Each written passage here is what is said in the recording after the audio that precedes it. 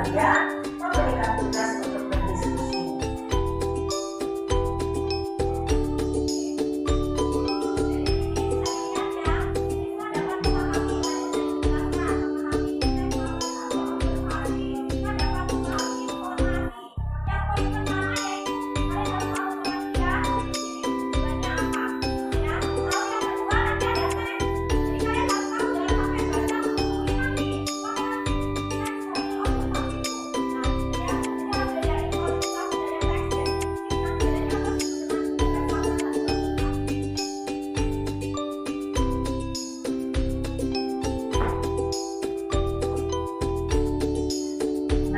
Materi teks laporan hasil observasi yaitu yang pertama, apa yang dimaksud dengan observasi? Yang kedua, apa yang dimaksud dengan teks laporan hasil observasi? Bagaimana ketika kalian melihat atau membaca buku kalian kelas 8? Yang pertama yaitu teks laporan hasil observasi.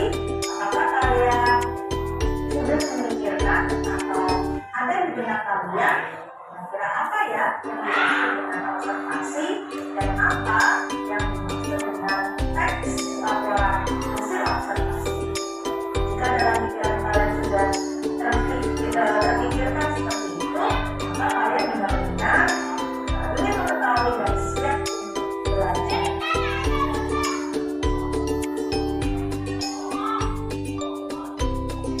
Pertama, mengenai teks laporan hasil observasi.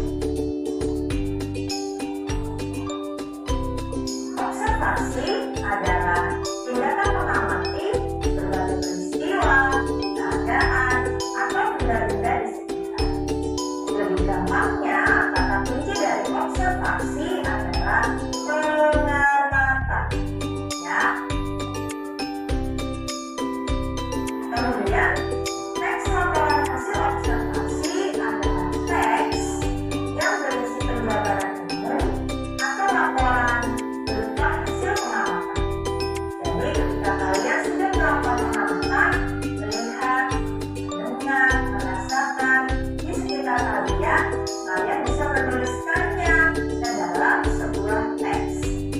Ini lebih dalam. Ini juga ya anak-anak, tapi dulu.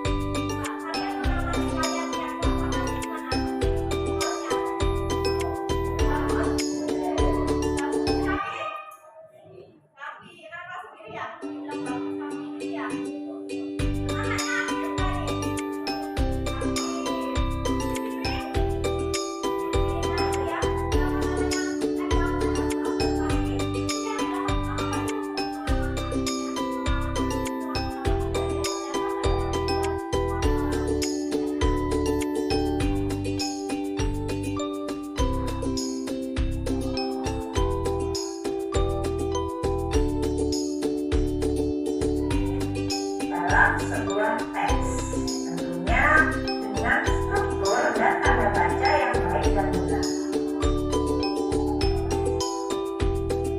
Teks laporan hasil observasi juga bisa dimaknai dengan teks yang memberikan informasi secara umum tentang sesuatu berdasarkan fakta dari hasil pengamatan secara langsung. Jadi sifatnya hasil observasi ini fakta ya anak-anak. Benar-benar apa yang kalian lihat, apa yang kalian dengar, dan apa yang kalian rasakan itu kalian tuliskan dalam sebuah teks laporan hasil observasi. Jadi syarat utama dari menulis teks hasil observasi itu harus melakukan pengamatan terlebih dahulu.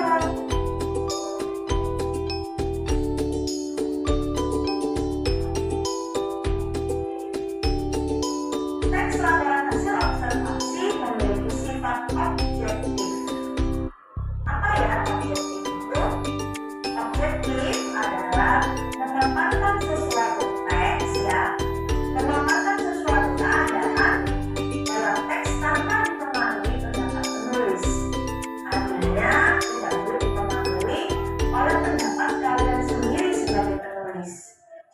kata yang kalian lihat itu tidak boleh ditambah atau dikurang, sehingga menurut kalian itu akan lebih ideal, itu akan lebih baik dan lain sebagainya. Tidak boleh. Berarti objektif dalam teks laporan hasil observasi itu adalah yang benar-benar kalian lihat, dengar dan rasakan sesuai dengan fakta. Mengerti ya anak? Ciri-ciri objektif atau ciri-ciri kalimat objektif adalah tidak dipengaruhi pendapat pribadi penulisnya, sedangkan kalimat subjektif lawannya dipengaruhi pendapat pribadi penulis dan menggunakan bahasa yang emotif atau memancing emosi.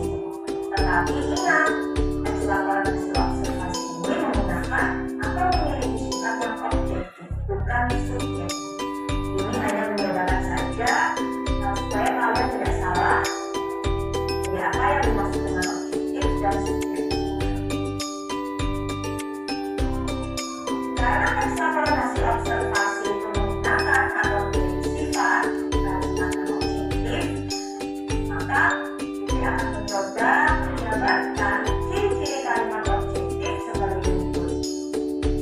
Yang pertama, berisi fakta yang dapat dipengaruhi, berisi fakta yang dapat dibuktikan kebenarannya. Jadi berdasarkan fakta, buktinya apa? Buktinya saya sudah melihat, saya sudah dengar, dan saya sudah merasakan, lalu saya tuliskan. Nah, itu bisa dibuktikan kebenarannya. Atau kalian juga bisa menambahkan foto. Ini sangat bagus sekali ya ketika teks hasil observasi ditambahkan sebuah foto sesuatu yang sudah kalian amati. Jadi lebih jelas lagi, lebih bersifat fakta lagi, levelnya sudah naik lagi ketika ada dokumentasi atau foto yang kalian tempelkan, kalian sertakan dalam teks laporan hasil observasi kalian. Itu adalah bukti kebenaran yang valid. Kemudian yang kedua, tidak dipengaruhi pendapat atau pandangan pribadi, ya, baik pandangan penulis sebenarnya maupun pandangan orang lain di sekitar kalian. Ya. Kemudian nomor 3, menyampaikan informasi yang sebenarnya sesuai dengan fakta atau kenyataan yang ada tanpa ditambah dan dikurangi. Nah, itu sudah saya sampaikan tadi. Yang keempat, tidak menggunakan kata-kata yang subjektif dan emotif atau kata yang menyebabkan orang emosi, marah, sedih, dan ragu-ragu. Seperti sangat, sekali, luar biasa, kira-kira, mungkin, dan barangkali. Mengapa tidak disarankan untuk menggunakan kalimat subjektif? Takut karena dikhawatirkan pendapat ini tidak jadi fakta. Jadi jadinya untuk dari pendapat orang lain yang justru disertai dengan emotif. Emotif itu ada sesuatu rasa yang keluar dari diri seseorang sehingga dapat mempengaruhi teks itu menjadi tidak fakta. Ya, itu yang dibutuhkan subjektif.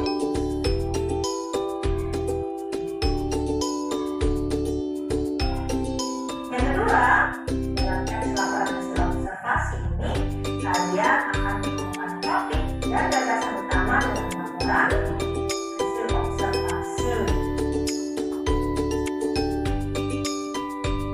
Kita mulai dengan topik. Nah, tentu di kelas 7 atau SD kalian sudah sering sekali mendengar kata topik. Ya, apa yang dinamakan topik?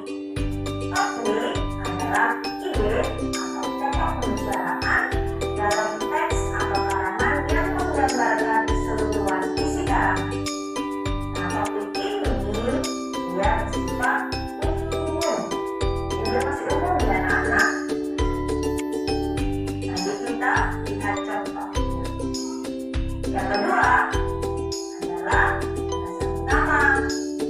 Jadi juga yakin kelas 7 dalam pelajaran bahasa Indonesia kalian sering mendengar gagasan utama dan gagasan jelas, bukan?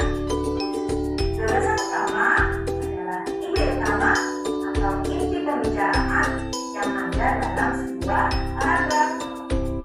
Gagasan utama juga bisa disebut dengan ide pokok. Jadi kalau kalian sering mendengar gagasan utama, ide pokok,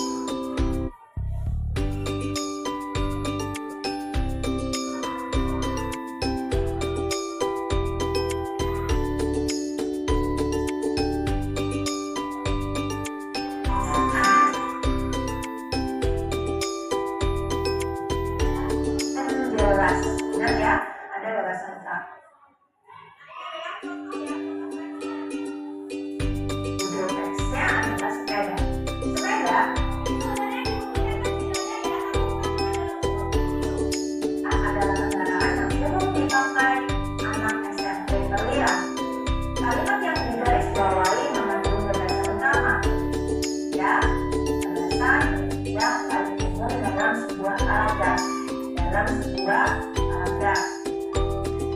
Kenapa dikatakan gagasan pendek? Karena gagasan pendek ini bisa lagi diteruskan lagi dalam kalimat selanjutnya yang dinamakan dengan gagasan penjelas. Ingat ya, ada gagasan utama dan ada gagasan penjelas. Sebelum memasuki gagasan penjelas, tadi ada pembahasan juga tentang topik. Topik itu yang mana ya?